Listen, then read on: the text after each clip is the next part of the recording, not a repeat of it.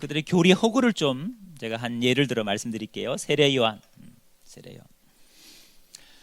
세례 요한을 결국은 이제 실패자, 범죄자, 배도자로 만들었습니다. 만들어가는 논리가 있습니다. 나름 이단의 교리는 다 논리가 있습니다. 성경을 근거한 나름 논리가 있다는 거예요. 들어보면 일리가 있어요. 진리가 아니어서 그렇지 이단의 교리는 나름 들어보면 일리는 있어요. 여호와 증인 얘기 들어보세요. 일리가 있어요. 안식교인 얘기 들어보세요. 일리가 있어요. 진리가 아니어서 문제죠, 여러분. 근데 그걸 분별을 잘해야죠, 사실은.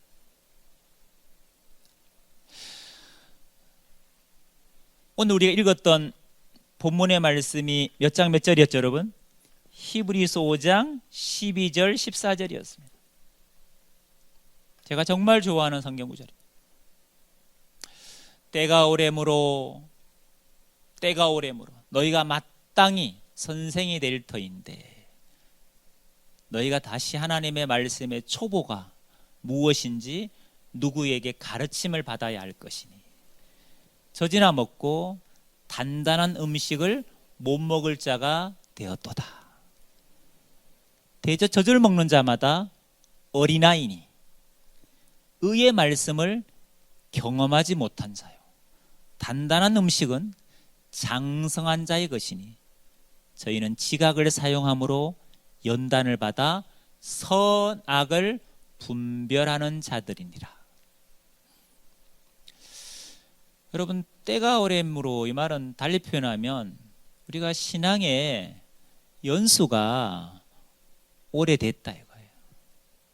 신앙을 하다 보면 새가족부터 1년, 2년 이렇게 우리가 이제 연수를 쌓아가지 않습니까? 그럼 그 신앙의 연수만큼 하나님께서 원하시는 게 있다는 거죠. 당연히 여러분 초보, 기초는 필요합니다. 기초가 없는데 뭘 쌓아갈 수 있겠습니까? 그러니까 어린아이는 누구든 경험해야 되는 거죠. 젖이라는 음식은 반드시 한번 먹어야 될 음식이라는 거죠. 그걸 먹지 않고 단단한 식물을 접할 수가 없다는 거예요. 어린아이 과정을 거치지 않고 장성한 자로 성장할 수 없다는 거죠. 반드시 거쳐야죠. 그러나 거기에 머물러 있으면 안 된다는 거잖아요. 젖만 먹으면 안 된다는 거잖아요. 단단한 음식을 통해서 장성한 자가 되어야 된다는 거고 장성한 자로 자라가라는 얘기거든요. 어린아이는 지각이 없어요. 알지자 깨달을 각자 깨달음이 없기 때문에 선악, 옳고 그름 이걸 분별하지 못한다는 거예요. 그러나 단단한 음식을 먹은 장성한 신앙인은 옳고 그름을 선악을 능히 분별할 수 있다는 거예요. 지각이 있으니까. 결국 장성한 그리스도인들은 지각을 사용해 선악을 분별할 수 있는 장성한 그리스도인들은 이단에 미혹될 리가 없습니다. 이단에 빠질 것을 걱정할 필요도 없습니다. 어디를 내놔도 안심하죠. 스스로 분별할 수 있으니까. 여러분 우리가 어릴 때 부모님들이 밖에 나가면 늘 하는 얘기 있잖아. 어린아이 때 차 조심해라, 불 조심해라, 사람 조심해라. 요즘도 그런 얘기 하십니까 부모님이? 이제는 안 하시잖아요. 여러분 스스로 지각이 있으니까 그렇죠. 영적인 분별력 똑같거든요. 영적인 분별력도 똑같습니다. 이단 조심해라, 신천지 조심해라. 이거 여러분 어린아이기 때문에 필요한 거지 장성한 자에게는 그런 말이 의미가 없습니다.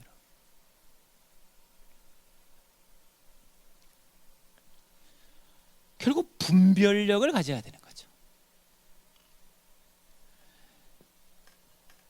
기독교 신앙생활을 교회를 짧게는 1, 2년 길게는 몇십 년을 다닌 그리스도인들이 신천지의 세례 요한 교리를 들을 때 정통교에서 그렇게 바른 걸 들었음에도 불구하고, 세례 요한이 어떤 존재인가를 들었음에도 불구하고 그 배도자라는 교리를 듣고 혹해서 넘어가는 거, 그런 사람이, 여러분, 그런 기독교인이 얼마나 많은지 모릅니다.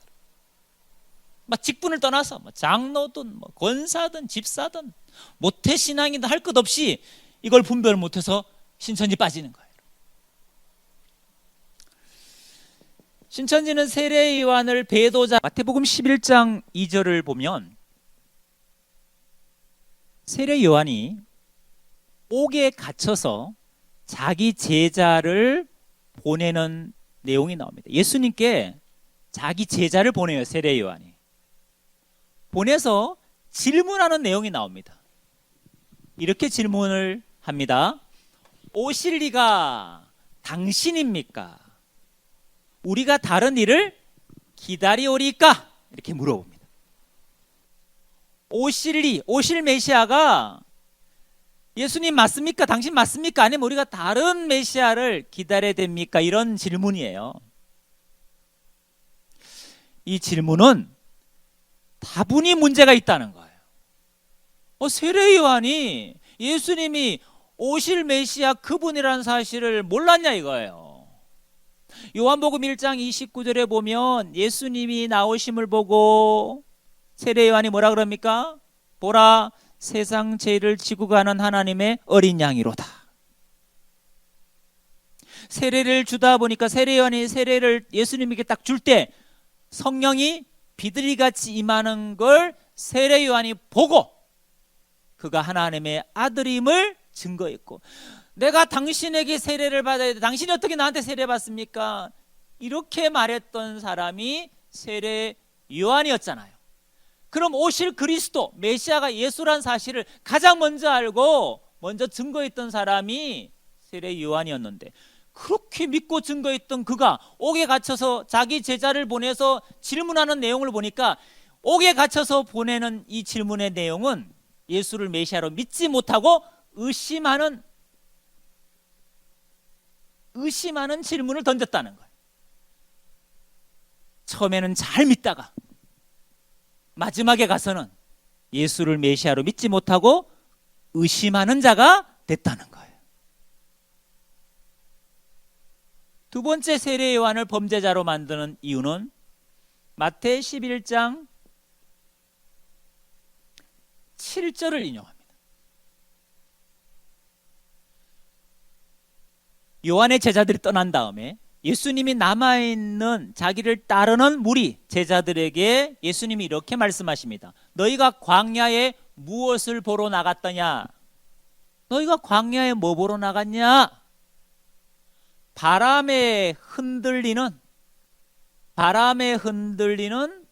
갈대냐? 바람에 흔들리는 갈대냐? 이런 구절이 나옵니다. 이 구절을 이단 신천지는 이렇게 해석합니다. 정확히 말하면 교주 이만희 씨의 해석이에요.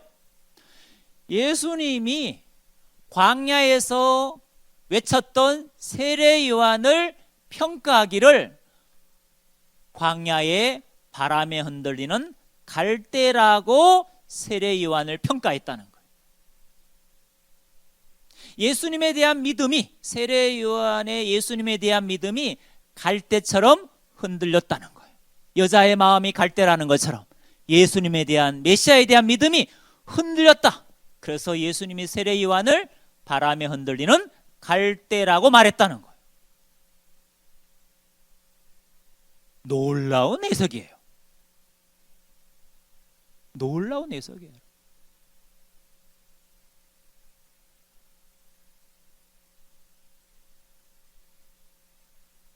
세 번째, 세례 요한을 범죄자로 말하는 이유가 있습니다. 마태복음 11장 11절에 보면 여자가 낳은 자 중에 세례 요한보다 큰 이가 일어남이 없는데 천국에서는 극히 작은 자도, 천국이 있으면 극히 작은 자는 제일 꼴찌라는 거예요.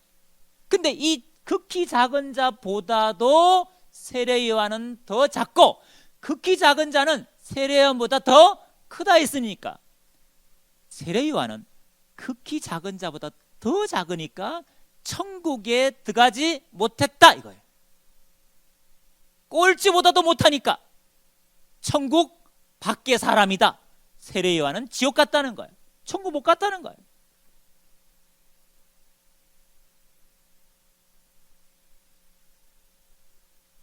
그리고 세례요한이 죽은 죽음을 보니까 이건 순교라 하기가 어렵다는 거예요. 마태복음 14장 3절 이하에 보면 세례요한이 죽은 이유가 나옵니다. 헤롯 왕이 동생의 아내를 취했거든. 헤로디아를 취했어요. 그걸 책망하다가 세례요한이 감옥에 갔고 헤롯 왕의 잔칫날 헤로디아의 딸의 그 소원을 들어주느라고 감옥에 있는 요한의 목이 잘렸거든요. 이거는 순교라 볼 수 없다는 거예요. 이거는 헤롯 왕의 음행을 책망하다가 죽은 거니까 이건 세상 정치에 관여하다가 죽은 죽음이라는 거예요. 이 죽음은 순교하고 멀다는 거예요. 세례요한의 죽음을 헛된 죽음으로 얘기하는 거예요. 그 외에도 많습니다. 세례요한이 먹고 입은 게 문제라는 거예요. 약대 털어딛고 메뚜기를 먹었다. 메뚜기, 석청과 메뚜기 먹었다. 메뚜기는 먹으면 안 된다는 거예요. 요엘서 1장을 보니까 팥종이 메뚜기 늑 항충은 나무를 갉아먹는 이방 족속 멸망자를 상징한다는 거예요. 이방 족속을 팥종이 메뚜기 늑 항충이란 곤충에 비유했기 때문에 메뚜기를 먹은 것은 이방 멸망자의 교리를 받아들인 것이다. 못 먹을 양식을 먹은 거다. 비진리를 먹은 거다. 이렇게 이제 세례요한을 배도자로 만들어가는 다양한 이유예요. 그들의 이유예요. 이거는 신천지만 이렇게 얘기하는 게 아니에요. 전도관, 천부교라 그러죠. JMS, 통일교 계열 다 똑같아요. 똑같은 교리를 사용해요. 비유풀이, 보혜사 교리, 세례요한 교리, 시대별 구원자 교리, 계시록 중심의 실상 이 교리는 신천지의 전유물이 아니에요. 모든 사이비단들이 공이 쓰는 교리예요. 함께 써요. 근데 특이한 게 있죠. 다 나름 이제 그 조직마다 교주만이 유일하게 계시를 받았다고 얘기하는데 유일하게 계시받은 그 교주들이 가르치는 교리가 똑같다는 거 신기하지 않습니까?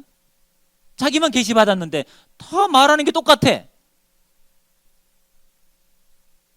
자기만 받은 게 아니잖아요. 자기만 받았으면 자기만 가르쳐야죠. 똑같이 가르치는 거 보니까 알고 보니까 이제 이런 거죠. 교주 밑에서 배운 거예요. 선배 교주한테 배워서 교주가 되는 거예요. 그러니까 교주 밑에서는 교주가 나는 거예요. 그러니까 배운 걸 가르치다 보니까 똑같은 교리예요. 단지 뭐만 바꿨느냐? 주인공만 달라요. 전도가는 박태선, 천부교는 박태선, JMS는 정명석, 통일교는 문선명, 하나님의 교회는 안상호, 신천지는 이만희, 이렇게 또 뭐 천국복음전도회는 구인회, 이렇게 다 교주만 달라요. 교리는 똑같아요. 여러분 들어보니까 냄새가 납니까? 분별이 되십니까? 뭐가 틀렸다는 거? 자, 제가 한번 뭐가 문제인지 한번 설명을 드려볼게요. 의심이 배도라면, 여러분, 의심이 배도라면 성경에 보니까 의심한 사람이 꽤 많죠. 누가 의심했습니까? 예를 들면 마태 14장 31절을 가보니까 베드로가 무리를 걷다가 갈릴리 그 무리를 걷다가 어떻게 됩니까? 물에 빠지잖아요. 그때 예수님께서 베드로를 손을 잡아 건져주시죠. 그러면서 예수님 하신 말씀이 이거예요. 믿음이 적은 자여 왜 의심하느냐 이거예요. 믿음이 적은 자여 왜 의심하느냐. 베드로가 의심했습니까? 안 했습니까? 의심했어요. 그럼 배도자입니까? 마태복음 26장을 보면 베드로는 예수님이 잡혀가셨을 때 뒤따라가다가 계집종 앞에서 예수님을 3번 부인하는 사건이 나와요. 부인했어요. 3번씩이나. 그 베드로를 찾아와서 예수님이 야, 너 나를 그렇게 배신했어? 이렇게 접근하지 않으시잖아요. 네가 나를 사랑하느냐라고 접근하시지 이 배신자야 이런 관계로 접근하지 않으세요. 예수님의 부활하신 모습을 제자인 도마는 의심했어요. 믿음의 조상이라는 아브라함도 사라도 장막에서 자식 준다 했을 때 의심했어요. 여러분, 성경에 찾아보면 의심하신 분들이 많아요. 그들을 의심했으니까 배도했다고 몰아갈 수 있습니까? 여러분, 이 의심은 믿음이 약하니까 생기는 거지, 이거는 범죄, 배도하고 아주 거리가 먼 용어입니다. 여러분, 이렇게 찾아가는 의도는 잘못된 거죠. 사실은 잘못된 거죠. 이거는 더 가관이에요. 광야에 바람에 흔들리는 갈대라고 예수님이 세례 요한을 두고 말씀하신 적이 없어요. 거기 보면 이제 질문이거든요. 제자들에게 질문하는 거예요. 너희들 광야에 뭐 보러 갔어? 광야에 간 목적이 뭐야? 광야 나간 목적이 뭐야? 바람에 흔들리는 갈대 보러 갔냐? 하고 이렇게 질문이라고 해요. 갈대다 이게 아니고 갈대 보러 갔냐? 이렇게 질문했어요. 여러분, 질문하고 답은 다르잖아요. 여러분, 이만희 씨는 질문하고 답도 구분이 안 되는 거예요. 이런 경우는 뭐가 안 된 케이스냐면 글 읽기가 안 된 거예요. 사람이 기본적으로 글은 읽을 수 있어야 되잖아요. 뭐 비밀스러운 얘기하기 전에 그래서 글은 읽을 수, 문장은 읽을 수 있어야 되잖아요. 교주들 특징이 그거예요. 문장을 읽어가는 글 읽기가 안 돼요. 한편으로 그게 감사하기도 하죠. 감사하잖아요. 그래서 글 읽기가 조금만 되는 사람은 금세 문제점을 발견하죠. 근데 글 읽기가 안 되는 사람은 동화될 수밖에 없습니다. 미혹에 넘어갈 수밖에 없어요. 조금만 문장을 길게 읽어보면 더 쉽게 발견할 수 있어요. 7절에는 바람에 흔들 갈대 보러 갔냐? 8절에 보니까 그러면이란 말이 뭐예요? 그게 아니라면, 갈대 보러 간 게 아니라면 부드러운 옷을 입은 사람을 보러 갔냐? 광야에 화려한 옷, 좋은 옷을 입은 사람을 보러 가려 했으면 왕궁에 갔어야지. 왕궁으로 갔어야지. 9절, 그러면 부드러운 옷 입은 사람 보러 간 것도 아니라면 그럼 뭐 하러 갔어? 선지자 보러 갔냐? 선지자 보러 갔냐? 옳다, 맞다. 선지자보다 더 나은 자다. 선지자보다 더 훌륭한 자다. 누가? 세례 요한은. 역사적인 배경을 논하기 전에, 역사적인 배경까지 논하면 더 이해가 빠르겠지만 그걸 논하기 전에 그냥 글 읽기만 해보면 되는 거예요. 자, 바람에 흔들리는 갈대 보러 갔냐? A 보러 갔냐? 아니지. 그럼 B 보러 갔냐? 그것도 아니지. 그럼 C 보러 갔어? 맞아, C 보러 간 거 맞아. 근데 사실 C보다 더 훌륭해, 세례 요한은. 그 세례 요한에 대한 뭐냐? 칭찬이, 칭찬을 배도했다는 부정적인 프레임을 씌운 거예요. 여러분, 놀라운 글 읽기죠. 근데 여러분, 이 단순한 글 읽기가 안 되어서 신천지 여러분 20만이 종로로 타고 있는 겁니다. 학업을 포기하고 청춘을 다 거기에 쏟아부은 거예요. 인생의 모든 걸 걸었단 말이에요, 여러분.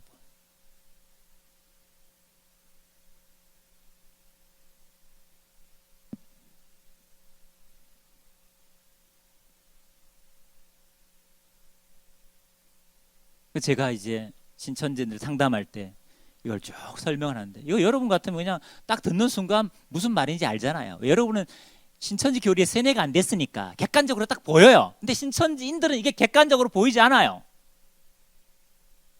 이걸 받아들이는데 30분, 40분이 걸려요. 세뇌가 그래서 무서운 거예요. 미혹이 영이 그래서 무서운 거예요, 여러분. 제가 이렇게 얘기합니다. 아버지 가방에 들어갔습니다. 아버지 가방에 들어갔습니다. 누가 이렇게 읽는다는 글을 아버지 가방에 들어갔다. 옆에 있는 친구가 어떻게 글을 그렇게 읽냐고. 어떻게 가방에 아버지 들어가냐고.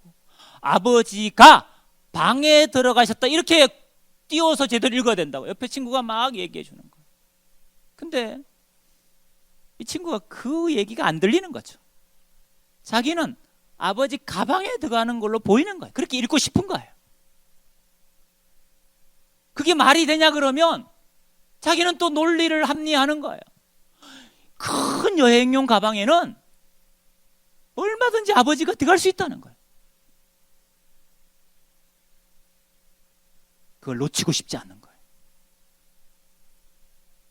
그래서 여러분, 이단에 빠진 사람을 건져오는 데에는 인내가 필요하고 정말 사랑이 필요하고 기다림이 필요하더라.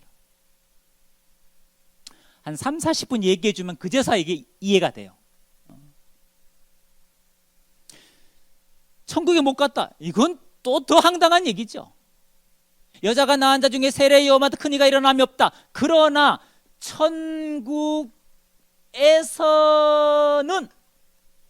천국에서는 극히 작은 자도 저보다 세례 요한보다 크다.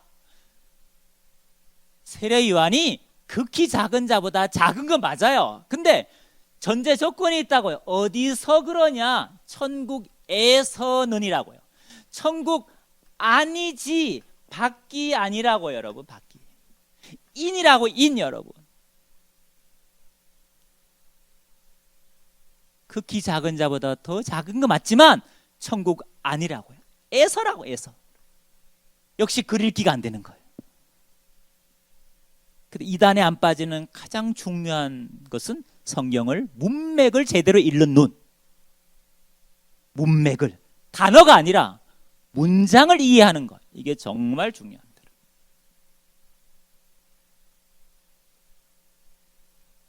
세례하는 죽음이 의로운 죽음이 아니라는 거예요. 세상 정치에 관여 있다는 거예요. 그렇지 않습니다. 세례 요한은 율법의 마지막 주자입니다. 누가복음 16장 16절을 보면 세례 요한은 율법의 선지자의 마지막 주자입니다. 율법대로 산 사람이고 율법을 가르쳤던 사람이 세례 요한입니다. 레위기 18장 16절 이하를 보면 율법에 이런 말이 있습니다. 동생의 아내를 취하는 것은 동생의 허물을 드러낸 거예요. 동생의 아내, 고륙지친의 음행은 죄라고 율법이 규정했습니다. 헤롯 왕은 동생의 아내를 취했거든요. 헤로디아가 동생의 아내거든요. 율법을 범한 겁니다. 율법을 범한 것을 세례 요한이 율법의 근거에서 책망한 거지 남의 일에, 쓸데없는 일에 관여한 게 아니에요, 여러분. 이건 의로운 죽음이죠, 당연히. 여러분, 메뚜기 먹었다. 메뚜기 먹은 게 뭐가 문제인가요? 성경을 볼 때 편협되이 보는 거죠, 이단들은. 메뚜기 나오면, 뱀 나오면, 사자 나오면, 사자, 라이언, 이런 게 나오면 이단들은 딱 자기가 정해진 답이 있어요. 배운 답이 있다고요. 메뚜기, 요엘서 1장 3절 4절 5절 6절. 메뚜기 안 좋아. 나무 다 갉아먹고, 무화과 나무 다, 포도나무 다 긁어먹고, 이방 족속이야. 안 좋아, 메뚜기. 그런가 하면 여러분 레위기 11장 20절에서 22절을 보면 율법에 정한 음식이 있고 부정한 음식이 있다고요. 정한 음식 중에 뭐가 있느냐? 메뚜기가 정한 음식, 먹으라는 음식이에요. 먹어도 된다 이렇게 말씀하거든요. 하나님의 말씀에. 성경을 그냥 단면만 보는 거야. 단면만. 뱀, 여러분 그럼 뱀이 좋은 것 같아요? 안 좋은 것 같아요? 늘 뭐 요한계시록 20장 2절이나 창세기 3장에 그냥 미혹하는 뱀만, 용을 잡으니 옛뱀이요 마귀요 사단이라, 이런 뱀만 생각하는 거죠. 마태 10장 16절에 보면 예수님이 제자를 파송하실 때 뱀처럼 뭐하라? 지혜로우라. 여러분 그 뱀은 부정적인 이미지가 아니에요. 지혜를 상징하는 거거든요, 여러분. 라이언, 계시록 4장 7절에 보면 하나님 보호자 앞에 네 생물이 있습니다. 사자 같고 송아지 같고 사람 같고 독수리 같다. 계시록 5장 5절도 마찬가지. 유대 지파의 사자, 다윗의 뿌리가 이겼으니, 그 사자는 영어 성경 보면 라이언으로 되어 있습니다. 유대 지파의 사자, 보낼 사자를 쓰지 않습니다.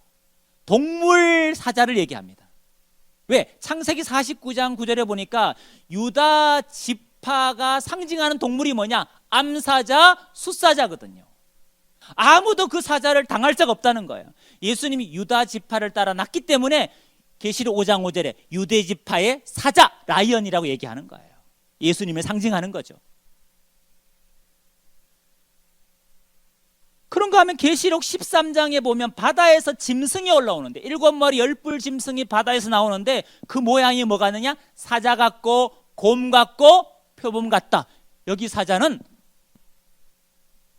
안 좋은 이미지죠. 좋은 거, 안 좋은 거.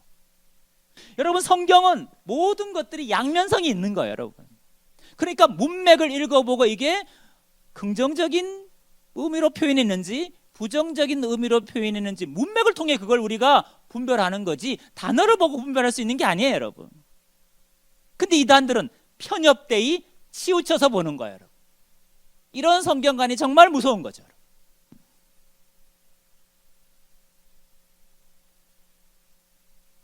우리 정통교회는 성경을 해석함에 있어서 상황을 고려합니다. 몇 가지 상황을 고려합니다. 그게 하나가 제일 중요한 게 지금 말씀드린 문맥적인 성경을 좀 통전적으로 읽는 거죠. 문장을 제대로 읽는 거예요. 단어에 집착하지 말고. 두 번째가 역사적인 배경, 문화적인 배경, 지리적인 배경, 그 성경에 기록된 배경이 있거든요. 그 다음에 언어적인 배경, 구약, 히브리어, 신약, 헬라어, 그들의 언어가 있거든. 한글의 의미와 그 원어의 의미가 차이가 있는 게 있어요, 여러분. 그 한글의 의미로 다 설명이 안 될 수 있는 한계가 있다고요. 이런 상황을 고려해서 우리는 성경을 해석합니다. 이게 올바른 성경관이에요. 이단들은 이걸 다 무시하죠. 다 무시합니다. 오직 뭐 중심이냐? 단어 풀이 중심. 비유 풀이 아까 단어 풀이 중심. 그리고 성구 중심. 성구 중심. 몇 장 몇 절 가보자. 몇 장 몇 절 가보자.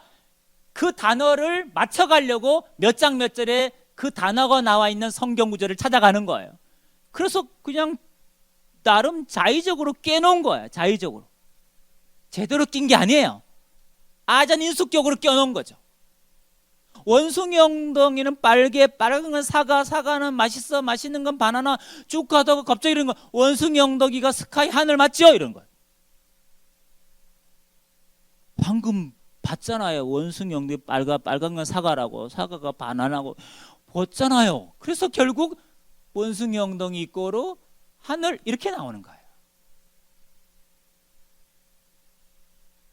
논리의 비약을 가지고 있는 거죠. 이런 성경관을 우리가 잘 분별해야 돼요. 가장 쉽게 분별하는 이거죠. 생소하다, 처음 듣는 거다.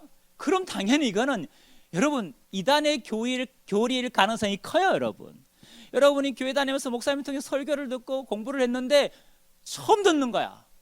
그럼 그거는 정통에서 벗어날 가능성이 큰 거잖아요. 그 생소한 성경 공부, 생소한 교리들에 대한 경계심을 가지고 있어야 되는 거예요. 이거 안 듣던 건데 이런 것에 대해서 예민함이 있어야 된다고요. 가장 분별하기 좋은 방법이죠. 이단 대책의 핵심은 이거 같아요. 결국 분별할 수 있는 그리스도인을 양육했느냐, 그렇게 자라났느냐, 그렇지 못하냐는 것이 가장 저는 중요하다고 봅니다. 결국 바른 복음과 다른 복음, 진리의 영과 미혹의 영, 바른 예수와 다른 예수, 올바른 구원관과 그릇된 구원관, 이게 분별이 돼야 되거든요.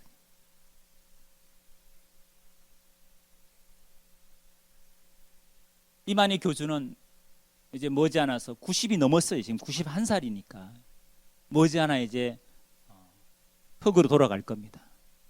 신천지인들은 이만희 교주가 안 죽고 영원히 살 걸 믿겠지만 머지않아서 교주의 죽음이 다가올 겁니다. 죽지 말아야 될 이만희 씨가 죽으면 신천지인들은 엄청난 혼란을 느낄 겁니다. 영적인 공황 상태에 빠질 거예요. 그들을 건져내려면 어떻게 해야 되느냐? 교주를 이야기하기 전에, 이만희 교주가 죽으면 교주에 대해서 얘기하지 마시고, 교주가 아니에요, 여러분. 그 교리가 뭐가 문제인지를 이해시키고 설득시키는 게 그들을 건지는 방법인데, 우리는 자꾸 교주 얘기를 한단 말이에요. 교주 얘기는 그들에게 너무 부담스러운 얘기예요, 여러분. 교주를 폄하하거나 교주를 비난하면 그들은 너무 불편해하기 때문에 이걸 들으려 하지 않아요. 이단을 회복시킬 마음이 있으면 우리는 뭐 갖고 승부해야 되느냐? 성경의 바른 것과 그른 것, 신천지 교리가 뭐가 모순된 건지, 뭐가 잘못된 건지를 딱 객관적으로 이해시키고 설득하는, 이게 그들을 치유하고 회복하는 거예요. 이게 잘못된 걸 알게 되면 당연히 교주를 통해 배운 거거든요. 교주가 잘못된 걸 깨닫게 됩니다. 근데 우리는 접근법이 교주부터 얘기하거든요.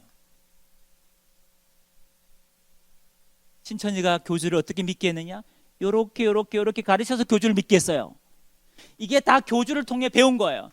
그럼 우리 똑같습니다. 이게 왜 잘못됐는지만 얘기해 주면 당연히 그래 가르친 교주가 사입이라는 걸 알게 됩니다. 그렇게 그들을 회복시켜야 됩니다. 교주 딱 죽으면 여러분, 여전히 신천지에 남아있는 맹신자들이 있을 겁니다. 한편으로 교주 죽으면 절대 안 돼 하는 사람은 신천지를 나오겠죠. 근데 어디 갈 가능성이 많으냐? 이단 신천지 아류를 따라갈 사람이 많습니다. 이만희 사후를 지금 준비하는 사람들이 많거든요. 그러니까 이제 명령불복종이라는 간부들의 모습이 나오지 않습니까? 그 말은 사후를 준비하고 있다는 거예요. 딱 죽는 순간 자기 정체를 드러낼 거거든요. 그럼 거기에 또 혹하는 신천지인들이 아주 많습니다. 그런가 하면 무신앙인으로 돌아가는 사람이 많을 겁니다. 자기가 속은 걸 알고 너무 허탈해서 이제 하나님도 안 계시고 예수님도 안 계시고 자기는 믿음 생활 안 하겠다, 이런 사람도 분명히 있습니다. 그게 의외로 많습니다. 그런가 하면 정통교회를 다시 신앙을 새롭게 하고 싶어서 정통교회에 문의하는 사람이 있을 겁니다.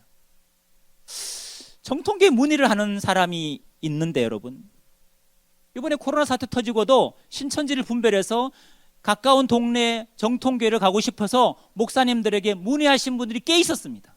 자기 신천지 있다가 이번 코로나 사태 통해서 신천지 잘못된 걸 알고 안 가기로 결심했는데 다시 신앙을 하고 싶다는 거예요. 이 교회, 이 정통교회에 출석이 되냐, 이거 장로교회요. 그 전화를 받으신 목사님께서 기뻐야 되는데 마음 한편으로 불편한 거예요. 왜? 혹시 이 사람이 신천지 추수꾼으로 위장해서 우리 공동체 들어와서 우리 공동체를 해방하고 당짓고 분열시키고 이런 짓은 하지 않을까 하는 한편의 염려가 있는 거예요. 영혼에 대한 불쌍한 마음도 있고 한편으로 염려가 있는 거예요. 선뜻 받아주기가 쉽지 않은 거죠. 교회에서 입구에 붙어있는 문구부터 얼마나 그들에게 넘기 힘든 산 아니겠습니까? 신천지인 출입금지, 얼마나 이런 부담스러운 문구입니까, 여러분? 그래서 문구도 우리가 교주 사후에는 좀 바꿔가야죠. 미혹하러 오는 신천지인은 출입 금지시켜야 됩니다. 당연한 얘기입니다. 근데 탈퇴한 신천지인, 정말 진심으로 탈퇴한 신천지인들은 탈퇴자들의 신앙 회복을 우리 교회가 돕겠습니다. 탈퇴한 신천지인들의 신앙 회복을 저희가 돕겠습니다. 이런 문구도 옆에 하나 더 붙여놓으면 좋을 것 같아요. 신천지인 출입 금지, 옆에는 탈신천지인의 신앙 회복을 돕겠습니다. 그럼 이게 탈신천지인인지 아니면 추수꾼으로 가장한 사람인지 이제 우리 정통교회가 점검해야 되는 숙제가 있는 거죠. 점검을 해야죠.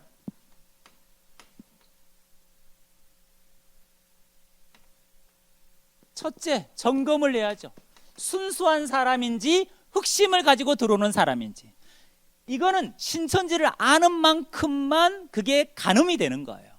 예를 들면 신천지 갈 때 그들은 미혹돼 가는 단계가 있지 않습니까? 그러면 인도자가 있을 것이고 또 관리한 사람이 있을 것이고 복음방 교사가 있을 것이고 또 같은 수료한 동기생이 있을 것이고 신천지 교회 가면 같은 구역 식구가 있을 것이고 그들하고 끈끈한 친밀한 관계를 형성했기 때문에 그들 이름, 연락처, 또 어느 학교를 다니는지 어느 직장을 다니는지 다 나와 있거든요. 다 알고 있거든요. 그런 것들을 디테일하게 기록하는 양식을 준비해야 됩니다.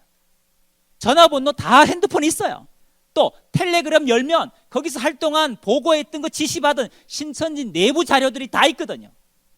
이런 것들을 다 오픈하는 사람일수록 순수한 탈퇴자죠. 근데 모른다, 지웠다, 기억이 없다 이런 사람들은 흑심이 있을 수 있어요. 그렇게 1차적으로 검증을 해야 되죠. 점검을 해야죠. 두 번째, 반드시 치유와 회복의 과정이 필요합니다. 이 치유와 회복은 다른 게 아니고 이 교리, 배웠던 교리가 왜 비성경적인지 이걸 씻어내지 않으면 정통교회 와서 목사님 설교를 들어도 은혜스럽게 들리지가 않습니다. 신천지 교리 안에서 듣기 때문에 자꾸 비판이 되고 순수하게 받아들일 수가 없어서 은혜를 못 받아요. 그래서 반드시 이걸 씻어줘야 됩니다. 클리닉을 해줘야죠. 왜 잘못됐는지. 그래서 배설물처럼 이 잘못된 교리를 버리도록 만들어줘야 돼요. 그게 이제 집중 상담이죠. 성경을 갖고 교리를 하나하나 깨주는 거죠. 여기서도 한번 또 흑심을 갖고 들어온 사람이면 여기서 또 걸러집니다. 교리 상담해 보면 감추었던 것이 드러나거든요. 위장에서 들어왔도 교리 상담할 때는 다 오픈이 되거든요. 반응이 나와요. 반응이 여러분. 거기서 또 걸러내죠. 그리고 잘 회복된 사람은 마지막으로 건강한 공동체만이 품을 수 있습니다. 건강한 공동체만이 품을 수 있습니다. 저희가 상담을 통해서 이렇게 점검하고 치유 회복해서 정통교회에 보낸 청년이 있습니다. 근데 그 청년을 그 교회가 나름 이제 신천지 출신이니까 갔다 왔으니까 몇 개월 동안에 주일 낮 예배만 드리게 하고 청년의 예배, 청년의 소모임에, 소그룹 모임에는 참여를 안 시킨 거예요. 일정 기간 동안.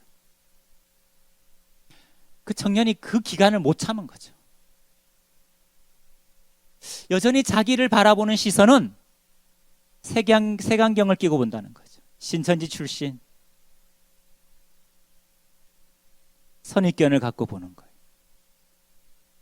신천지는 사이비 이단이지만 끈끈한 친밀감이 있습니다. 일주일에 3번, 4번, 5번, 6번 만납니다. 아주 돈독해요. 근데 교리가 틀려서 자기가 나와서도 그 사람들에 대한 인간적인 마음은 여전히 좋습니다. 호의적이에요. 그게 하루아침에 끊어질 수 있는 게 아니에요. 결국 건강한 공동체에서 교제하지 않으면 적응을 못합니다. 상처받아 또 나갑니다. 그 청년은 결국 그 교회에 적응하지 못했습니다. 저희한테 전화 왔을 때는 자기는 다시는 신앙을 하고 싶지 않다. 교회를 다니고 싶지 않다. 교리만 아니면 신천지 가고 싶다. 교리만 아니면. 그렇게까지 이야기했습니다. 2번 죽이는 거죠. 그리스도의 사랑으로 그들을 품고 그들의 회복을 돕는 것이 건강한 공동체고, 건강하지 못한 공동체는 한 사람도 담을 수가 없는 겁니다. 이 과정을 이제 한국교회가 부지런히 준비해야 되고, 여러분들이 그걸 준비를 해야 됩니다.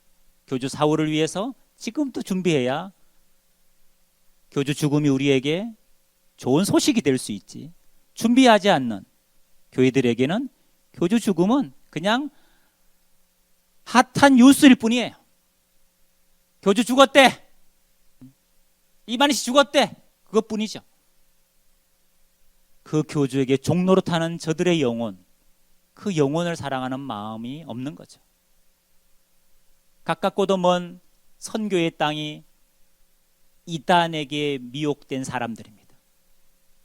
선교가 전도인데 우리가 선교 얘기하면서도 가깝고도 먼 우리 주변에 있는 이단에 빠진 사람 150만에서 200만인데 그들을 향한 전도, 그들을 향한 선교에 대한 마인드가 없다는 거죠. 그들도 예수의 사랑이 필요한 선교의 대상임을 여러분 기억하시고 그들을 품고 기도하시고 준비하는 우리가 되었으면 좋겠습니다. 기도하시겠습니다. 하나님 감사합니다. 사이비단 신천지의 허구를 함께 나누었습니다. 우리로 시대를 분별할 수 있는 지각을 허락하여 주시옵소서. 선악을 분별할 수 있는 장성한 자가 되어서 내 영혼만 지킬 것이 아니라 우리 주변을 돌아보게 하시고 나아가서 이단에 빠져있는 수많은 영혼들 예수의 사랑으로 품고 회복시키는 데에 우리가 하나님의 거룩한 도구로 쓰임받게 하여 주옵소서. 예수님의 이름으로 기도드리옵나이다.